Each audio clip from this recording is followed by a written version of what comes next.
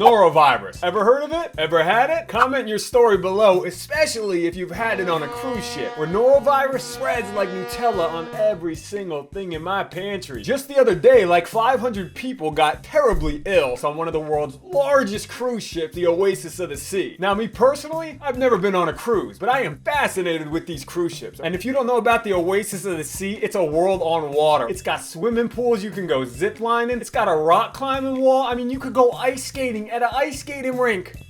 In case you want to work on your double axel on rock hard ice, floating on aqua blue water in the hot ass Bahamas. It's got a Michael Kors, a Coach, a Tiffany's. The thing has 24 restaurants and 37 bars. I shit you not.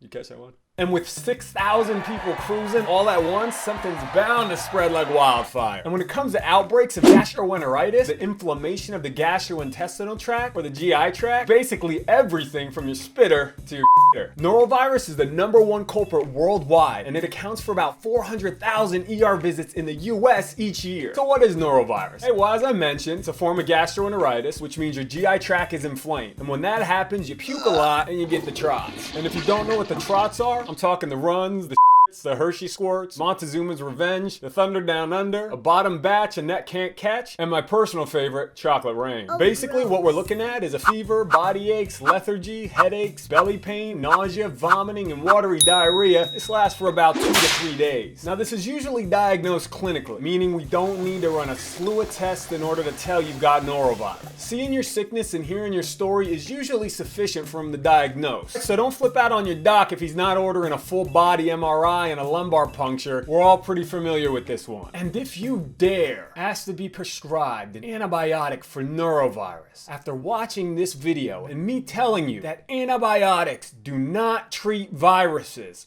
and this is norovirus, actually nothing will probably happen, except maybe some patient education, maybe some eye rolls, or maybe a prescription for antibiotics that you'll needlessly ingest. Now, that being said, if that chocolate rain is pouring down for over 2 to 3 days and more like a week, then we'll probably start looking for other causes. So how do we get norovirus? The answer's simple. The fecal oral route. So this can happen a lot of ways. Eating contaminated food, using the bathroom and not washing your hands, then preparing food for other people, scratching your and then biting your fingernails. Don't act like it ain't been done. Or wiping with your hand and then enjoying some finger-licking good barbecue. Whatever the case may be, something from down south got into your mouth. Now, a lot of people don't know, but say your best friend's puking her guts out and you're holding her hair. You can actually get infected by airborne droplets you're inhaling over her head. So while I'm not saying let her locks drop into the pot, I'm saying if you're gonna hold her hair, beware. Norovirus is a tenacious little bugger, and alcohol-based and typical household cleaners ain't gonna put them out of their misery. You're gonna need something with bleach. That's how tough these bad bugs are, and that's why they spread in confined places like cruise ships, schools, prisons, and you guessed it, hospitals. So if antibiotics ain't gonna help because it's a virus, then what will?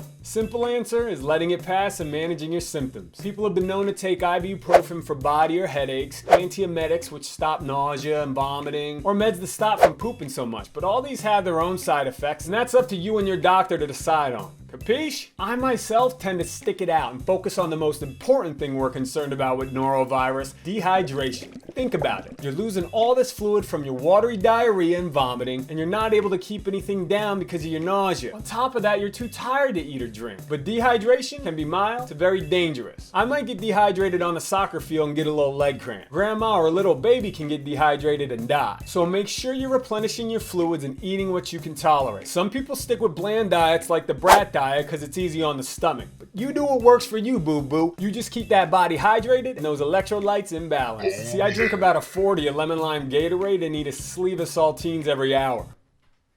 But if I get norovirus, I'll usually kick it up a few boxes. So whether you're sitting on the grown throne or in your comfy chair at home, let's talk about what we can do to prevent all this madness. We stop the spread of it. I'm not saying don't take the cruise. They're usually not nautical nightmares. I do recommend you quit the scratching and fingernail biting for several reasons, but really what I'm saying is do your part for yourself and others. If you get norovirus, you're out of work for a few days, okay? That's just how it is. If your kids got it, be cautious when you're sending them back to daycare. You gotta opt out of being a chef for a few nights, and most importantly, wash your damn hands thoroughly. And I'm gonna show you just how to do that in a video coming soon. But in the meantime, I know you got a story about norovirus, so share it with the people down below. Until next time, I'm clocking out.